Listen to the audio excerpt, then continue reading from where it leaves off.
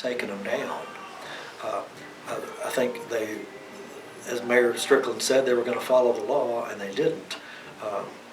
They should have let that go forward. This mediation joke, if they had wanted to, they could have talked to me. I'm not hard to find. Our attorneys, easy to find to talk to mediation, to talk about it. You know, what are other options? You've got it's a difficult problem because of Forest Park, because it's a cemetery, because there's like 13 graves out there, because it used to be a Civil War hospital a lot. But anyway, because the forests are buried there under the statue, that presents a unique situation because it's a gravesite and a cemetery. So you got to get permission from the family to move the graves. So the families told me that they just know there'd be no way. So it'd have to be I guess, I don't know, a very appealing offer to for them to consider that.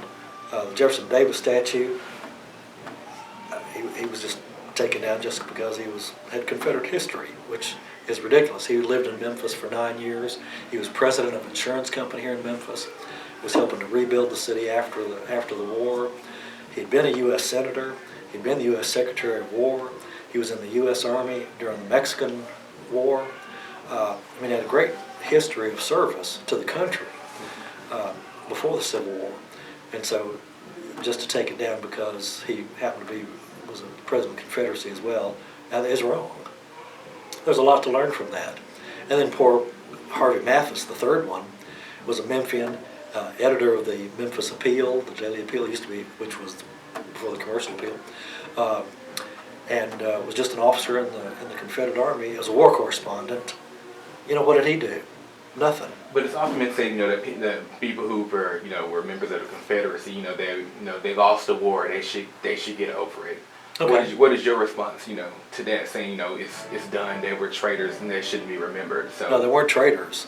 Secession was illegal, and the Confederacy was not trying to overthrow the U.S. government. They were just trying to leave. Same thing the colonies did from Great Britain. They just formed a new country. The South was trying to do the same thing. So there was no. You cannot characterize them as being traitors because they weren't, trying to do anything to the U.S. government. They were just trying to form their own government. So definitely not traitors. Yeah, the Confederacy lost the war. Okay, I guess we're over that. It happened, but it's also history. At that time, everybody in the United States just about had some connection to the Civil War, either soldiers on the North or soldiers on the South, or people that did something involved with the war. So all of America was, had something to do with the Civil War. And so why can you just forget that? Why can you just erase half of that?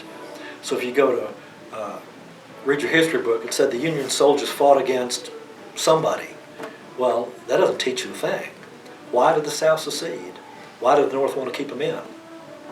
What was the economics? What was the politics? What was all that related to that? Shelby Foote, famous Civil War author who has since passed away, said the Civil War was the greatest moment in American history since the Revolutionary War, where the country was started, because the Civil War proved that states' rights was no longer paramount, that the states, even though it was legal to secede, kind of ended that. But in addition to ending slavery, freeing the slaves, which it needed to do, but it proved that we were going to have a strong central government, not a bunch of individual state governments. We were going to have one strong, focused government. We were going to explore the West, explore the Pacific, explore outer space. So that's what molded America, was the conclusion of the Civil War like that, and keeping the country together like that. And people miss that altogether. Everybody says, well, the war was fought over slavery, and South lost war was over, slaves were freed. That was it. But that was not it. So there's a lot more to that. And so if you're going to get rid of 3 Confederate statues, people are going to grow up having no knowledge of the Civil War at all. No knowledge of where we've come from since then. The building, the advancement, the development, people growing, the city growing, where did that come from? Well, it hadn't come from anything apparently. If there's no, if there's nothing, no history before 1900, then what? Who are we? So either side, it needs to stay. Now, on a final note, is there anything you wanted to say to to the mayor to get these statues back? Anything that you want for the community to know about these statues and the stance that the Sons of Confederate Veterans are taking? Yeah, one thing that the city council and the mayor have said incorrectly for months and months and months, the Forrest statue was not put up as a symbol of white supremacy. That's idiotic. That's just an invention. Around the end of the 1800s, 1900, that beginning, they were putting up more and more statues then because the veterans were dying out. They wanted to put up these monuments, these memorials to those soldiers who most everybody knew. They were friends or relatives or something, so they wanted to erect these statues. So that's why you have a lot of them in the North and the South at that same time.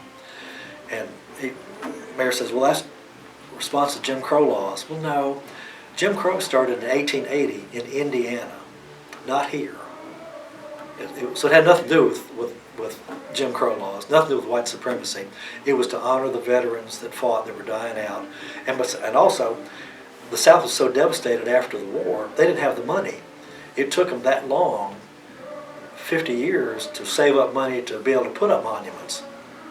So the South was just then, around 1900, starting to recover, so they could afford to chip in for these monuments to those veterans. That was the reason they were put up, to honor the veterans, and like that had nothing to do with Jim Crow. The Jefferson Davis statue was put up in 1964. Had nothing to do with civil rights movement at all. The movement to start a statue for him, because he lived here, started in 1956, and the Civil War centennial was coming up. The centennial, 1861 to 1865, 1961 to 1965. So it was that period that there were reenactments, the war reenactments, and there was different things going on all over the country to commemorate the Civil War.